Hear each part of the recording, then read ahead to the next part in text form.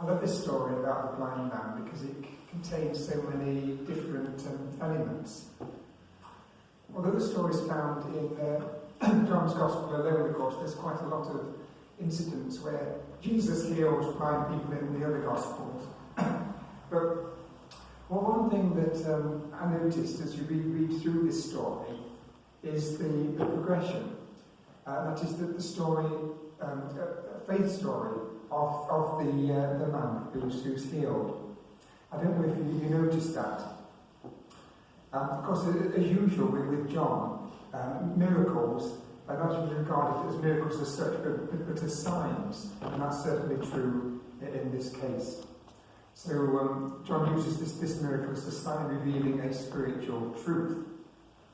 So we begin with the man being blind from birth, which is a sign really of his having no spiritual perception.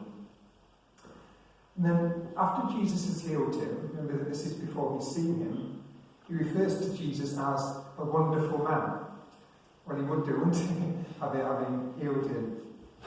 And then his perception grows, and he refers to Jesus, to the Pharisees, as a prophet from God. Then after being cast out of the synagogue, when Jesus finds him, he refers to him as the Son of God and says, Lord, I believe. And then he makes a commitment. He actually worships Jesus. I wonder if some of our lives followed a similar pattern. First of all, when we heard about Jesus, we regarded him, he was a good man. And then gradually, as we learned more about him, we realised that there was far more to that, far more to him. And then eventually, we found that he was someone who we could commit our lives to him. I know it's different for all of us, but I wonder if some of us did follow that sort of pattern. Anyway, let's look at the story in some more detail. Unusually, it seems that in this case, the man didn't ask for healing. It came about because the disciples asked a question. And the question was, Rabbi, who sinned, this man or his parents, that he was born blind? Well, obviously, the man must have been well known to them, or they couldn't have known that he'd been blind from birth. And their question revealed a common belief at the time that any illness or suffering was due to personal sin, or to the sin of one's parents. And sadly, I found that this view hasn't disappeared completely from churches today, and sometimes a failure to be healed is actually blamed on unconfessed sin or a lack of faith. Now, whilst in some cases that might be true to a certain extent, it shouldn't be a general rule.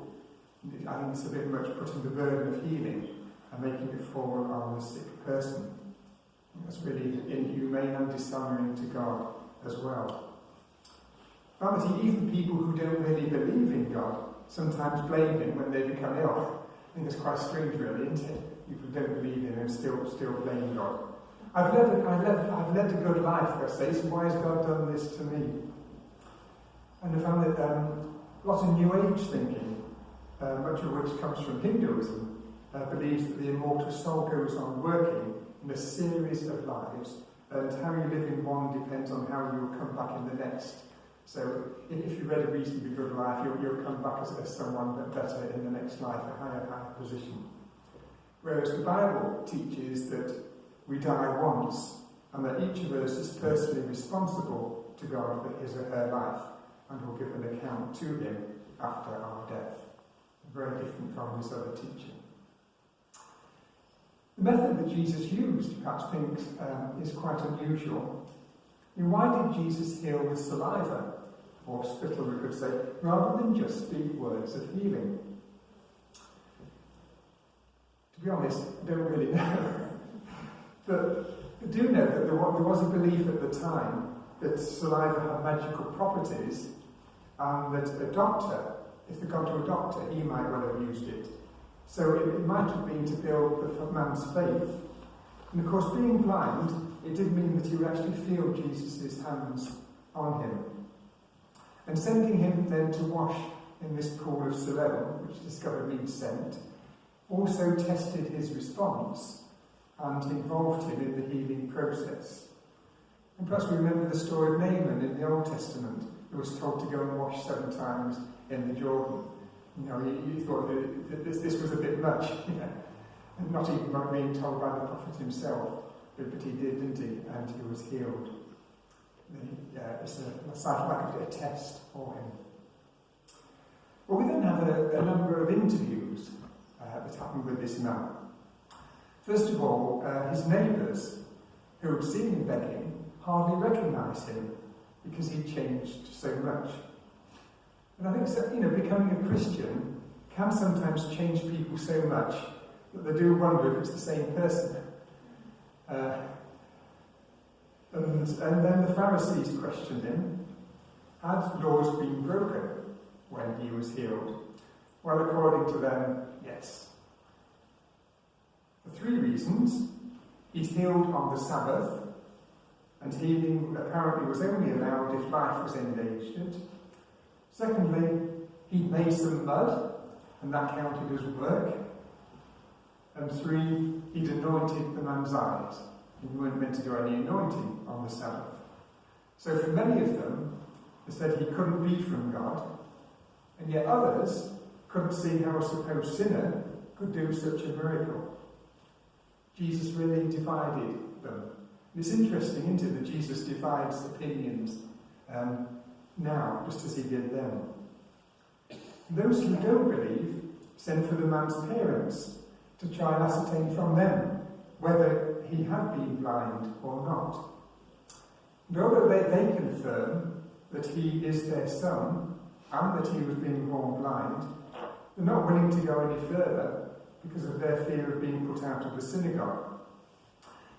See, being put out of the synagogue meant a real reduction in their social life as well as their religious life. It was a really big thing to them. In fact, it would have been like being cast away from God himself because of their beliefs. Now, when the Pharisees summoned the man a second time after this, he says these simple words of testimony. Whether he is a sinner or not, I do not know. One thing I do know, I was blind, but now I see. Isn't it? One thing I do know, I was blind, but now I see. One thing each of us should be able to do is give our testimony to how God has changed our life. They realise they've lost the argument. So what do? They start to abuse the man. Now, I noticed that happened recently in Parliament. I won't say who. I realised that someone who lost the argument simply turned to abuse. Anyway, they abuse this man and eventually they throw him out. What a difference between the man and the Pharisees. He realised the truth of who Jesus was. His eyes had been opened in more ways than one, while they were blinded to the truth. You see, the sort of Messiah they were expecting would be like another Moses, someone who'd be a real zealot for the commandments. And so they couldn't recognise Jesus as the Messiah, because he didn't seem to bother about all these commandments. They saw a commitment to the laws and the tradition of Moses as the means of securing a standing with God. Theirs was a religion of merit. What a tragedy, really, isn't it? The Pharisees, in many ways, were good people because they revered the scriptures. They behaved piously, they prayed, they fasted, they tithed, and yet, with all that, they were used by Satan to have Jesus killed. And what a warning to each of us not to value God's law above the Spirit. Well, after this poor man has now been thrown out, Jesus goes and finds him. And of course, he's now seeing Jesus for the first time. And Jesus introduces himself as the one who healed him, the one who is the Son of Man.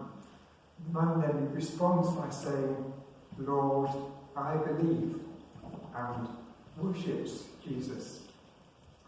And the words of Jesus then show the spiritual blindness of the Pharisees.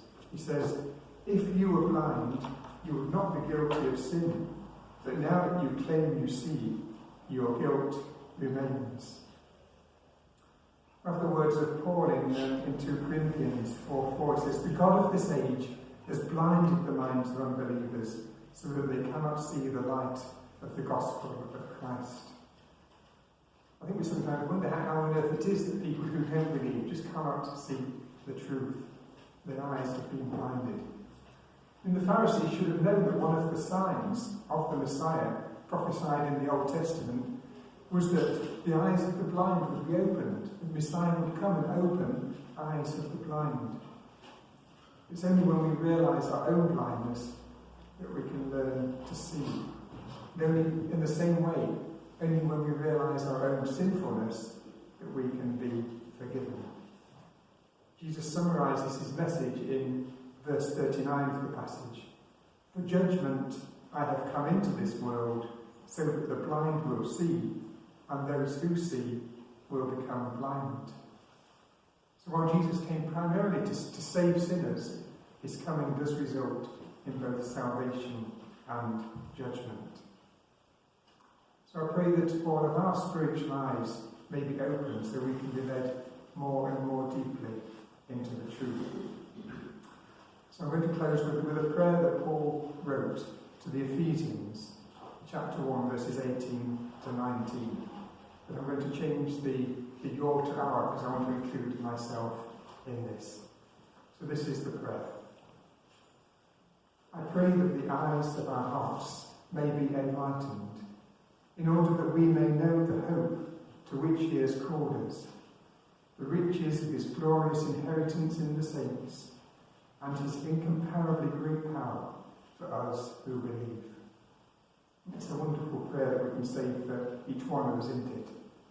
I pray that the eyes of our hearts may be enlightened, in order that we may know the hope to which he has called us, the riches of his glorious inheritance in the saints, and his incomparably great power for us who believe.